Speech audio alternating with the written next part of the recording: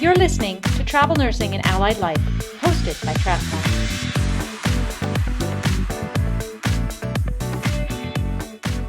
Hello, everyone. Welcome to another episode of Travel Nursing and Allied Life. I am here with Miss Erica Harvitt, and we are going to be talking about upcoming session at TravCon 2022. Erica, can you please introduce yourself to listeners? Yeah, absolutely. Well, like Dylan said, my name's Erica. I have been a travel OT for 5 years, and I am the founder of the List Live Travel Healthcare Job Board.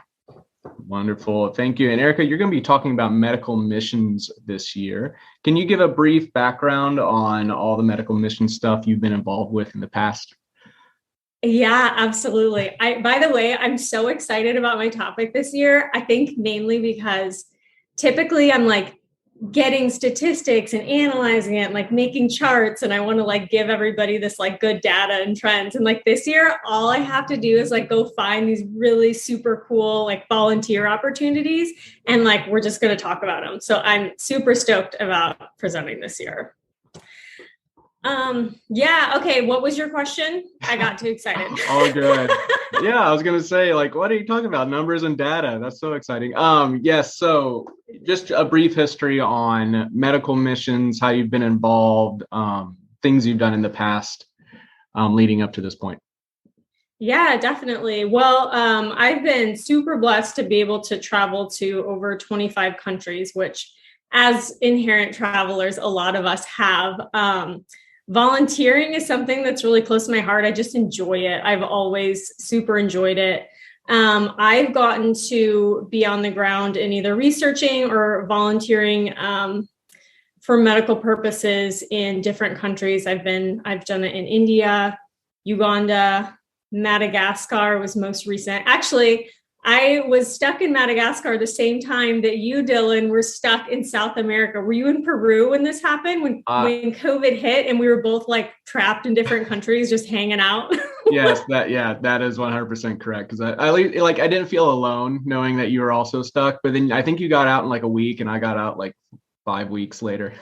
You were there so long. It was crazy. That was nuts. Yeah, getting back was definitely wild, like in different ways, but yeah. Very cool. Very cool. Well, do you have a story off the top of your head that you like to tell from all of your medical mission trips?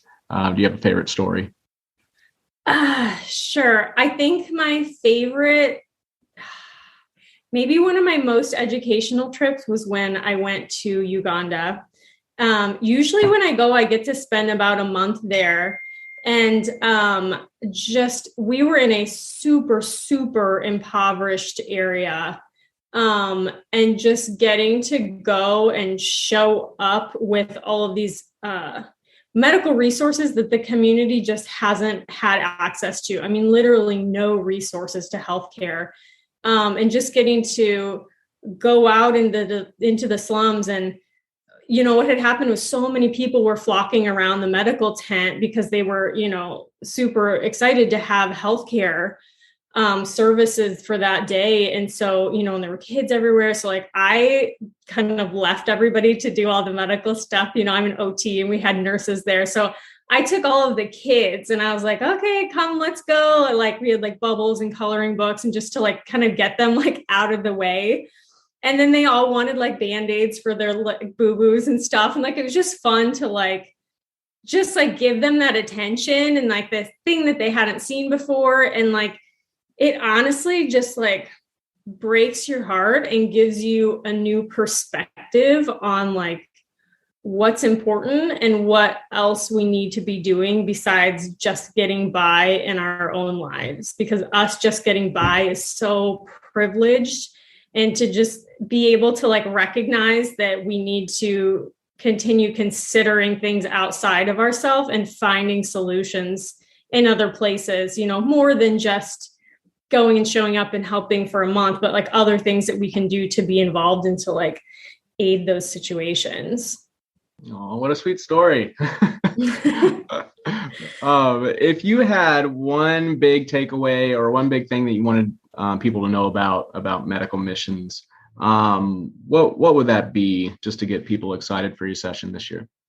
I think it's so good for your soul. I mean, you show up and at first, it might be a little uncomfortable. I mean, you probably aren't going to have hot water. It's going to be very dirty. You're going to be hot and sweaty. It's going to be a totally foreign culture, and you're going to be eating at assigned times, and you're going to be eating whatever's available.